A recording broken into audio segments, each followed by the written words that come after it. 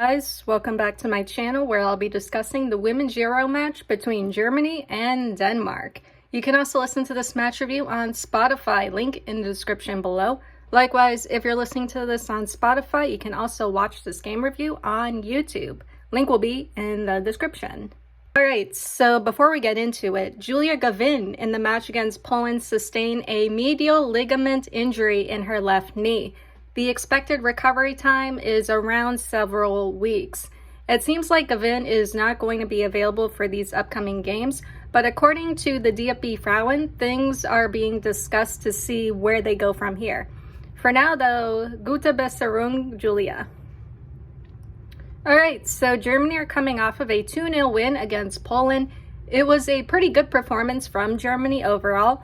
Yes, they did not score until the second half, but if that's how long it takes them to get settled, and as long as they can still maintain possession and control, it's not exactly a bad thing. For this match against Denmark, Germany is likely going to be able to maintain that control and possession. We will see them create a lot of chances, but what Germany needs to sort out is their connection in the box. What do they do if Schuler finds herself surrounded like in the match against Poland? Who else can grab goals if they can't reach her? This is where other players in Germany's attack need to step up more.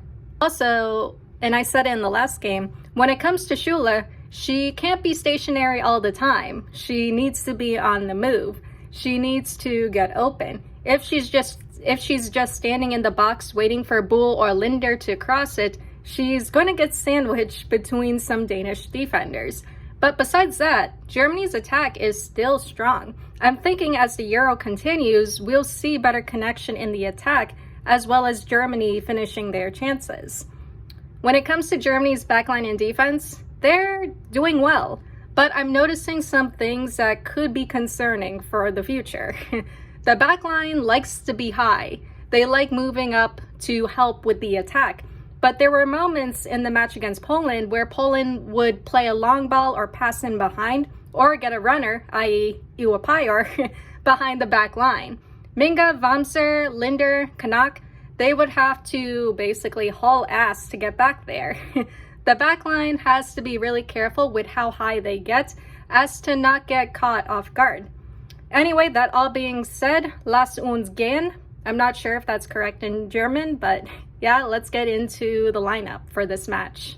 Alright, so the lineup. We have Ann-Katrin Berger in the goal. For defenders, Sarai Linda, Rebecca Kanak, Carlota Wamser, and Janina Minga.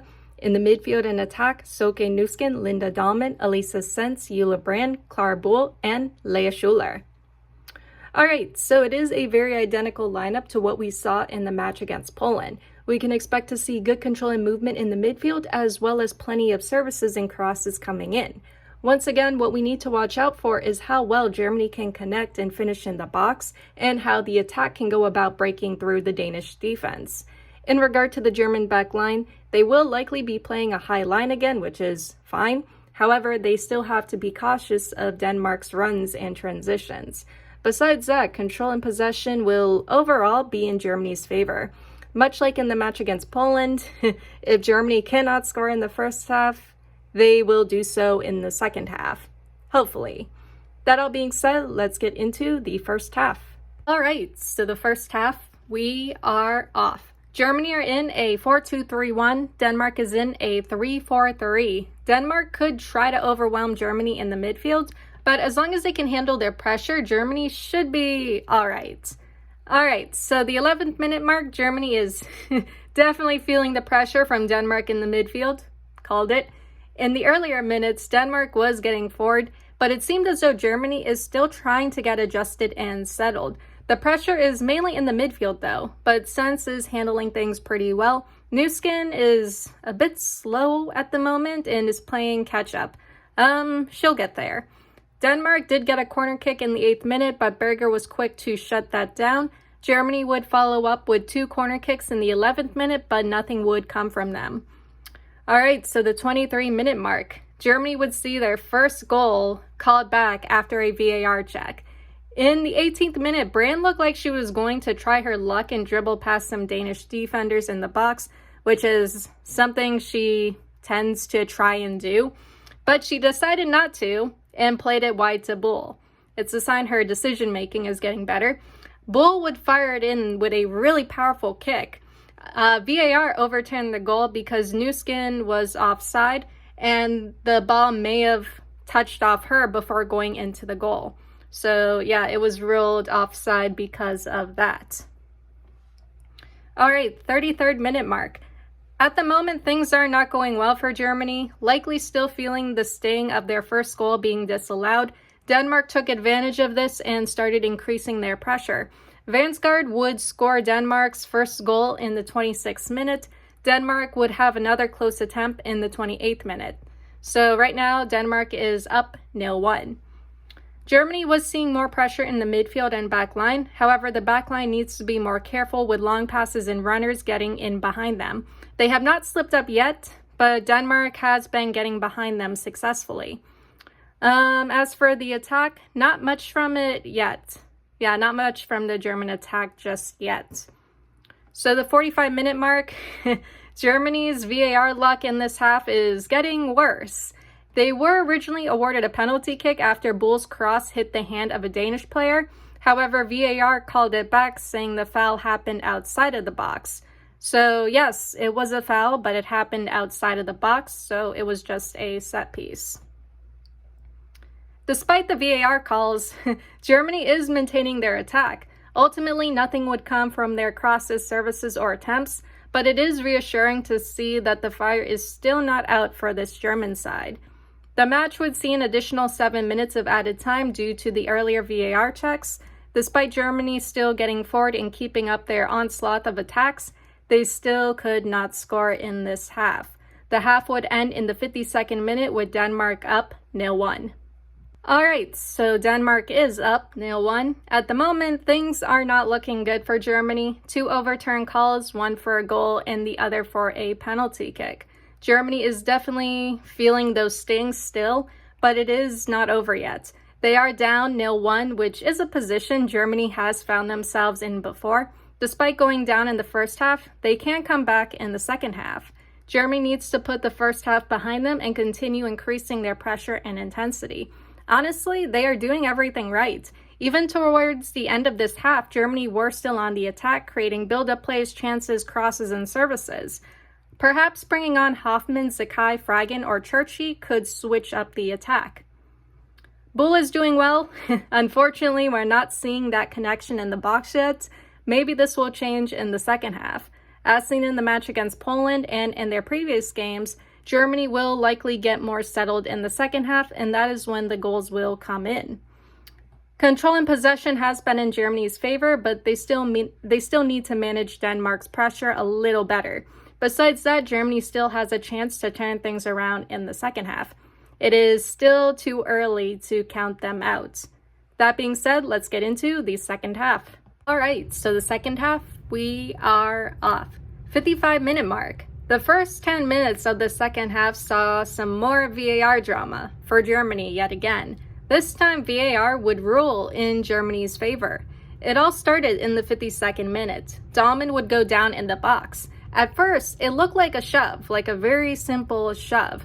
If it was going to be called as a foul or penalty, it honestly would have been too soft. Because usually I've seen stuff like that happen before, and sometimes the referees would call it, but other times they wouldn't.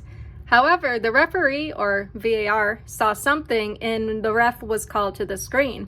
From a different angle though, a Danish defender caught Dahlmann's ankle and she went down. In this case, a penalty was the correct call. The referee awarded Germany the penalty. Newskin would step up to take it and score, tying things up at 1-1. 67th minute mark. After tying things up, Germany's confidence returned in full. There was some back and forth between Germany and Denmark, but Germany was keeping Denmark under fire. Eventually, Germany would get a, quote, lucky break in the 65th minute. It was crazy how things went down. A Danish player would kick the ball into the head of her teammate trying to clear it. The player would go down. The referee did not blow the whistle, so Brand took advantage of the confusion to steal the ball. Brand touched in for Schuler. Schuler would score, making it 2-1 for Germany. Unfortunately for Denmark, Snurla who took the knock to the head would have to come off. Hopefully she's okay. But a lot of fans were wondering why the referee didn't stop play there, because it was clear that she got hit in the head and she went down and was down for some time. Usually the referees, if it was a head injury, which it definitely was, they would stop play there. Why she didn't is just questionable.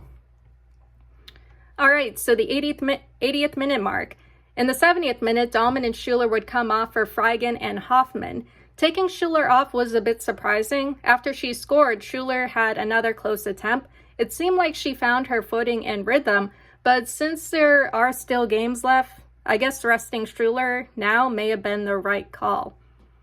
There was a small pause in play as the referee needed to receive treatment for her calf. Then the match would kick off again in the 74th minute. In the 77th minute, Denmark made a cross. There was a collision between Berger and a Danish player. Berger dropped the ball as she hits the ground, but was quick to recover it despite being in pain. Berger would receive treatment. Really good goalkeeping there. She may have taken a knock to the chest. Berger appears to be okay, just winded. She is staying in. In the 90th minute mark, while they are still getting forward and creating chances, Germany are more or less maintaining control. Berger is still holding her chest, but still appears to be doing all right. Denmark is bringing on Nadia Nadim, who the German backline needs to watch out for. The half would see an additional 9 minutes. Denmark was still determined to tie things up again, but Germany were able to keep them at bay. Berger would go down again, still signaling to her chest, but she would finish the half strongly with multiple saves. Brian would come up for Cora Zakai, and Germany were quick to get on the attack. They kept the ball in Denmark's defensive third and shut down their transitions, recovering possession yet again. Despite Denmark's final push in the end, the match would end in the 100th minute with Germany winning 2-1. All right, so Germany wins 2-1. This was both a frustrating and exciting game all at once. Germany had a rough first half, their first goal being disallowed, a chance for a penalty kick being called back, and being down at halftime. The team was able to turn things around in the second half and grab an important win. This was a tough game for Germany. Despite having a lot of control and possession, despite getting forward and being on the attack, Denmark was putting Germany under pressure. They handled it well, though, and were able to get back in control. Germany's backline did well. There were a few moments where Denmark was able to slip behind them, but they were able to catch up. If not, Berger was there to clean up and save them, as goalkeepers do. Anyway, congrats to Germany. That is all I have for you guys today or tonight, and I'll see you all in the next one. Later.